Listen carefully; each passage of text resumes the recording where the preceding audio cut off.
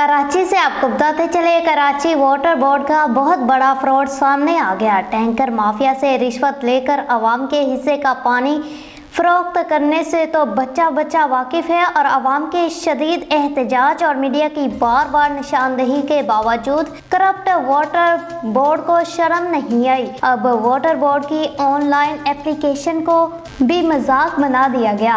Online application के जरिए 48 घंटों में टैंकर की फराहमी का झूठा दावा करने वाला बोर्ड टैंकर रिक्वेस्ट को खुद ही कैंसिल कर देता है और दोबारा रिक्वेस्ट पर मैसेज आता है कि आपका रिक्वेस्ट पीरियड अभी वैलिड नहीं है, अगले हफ्ते रिक्वेस्ट डाले जैसे उन्होंने टैंकर डाल दिया हो। जबकि हो ये रहा है, लोगों की रिक्वेस्ट पर जो पर्ची ड्राइवर को मिलती है, ड्राइवर उस पर्ची को फाड़ कर वो टैंकर ज्यादा पैसों पर मनपसंद जगह पर फरोख्त कर देता है। और जाहिर है ये सब कुछ अमले की मिली भगत के साथ हो रहा है। अवाम ने मुतलका जुम्मेदारान और मेयर कराची से अपील की है कि इस फ्रॉड का नोटिस लिया जाए और करप्ट अनासर के खिलाफ सख्त से सख्त कार्रवाई की जाए।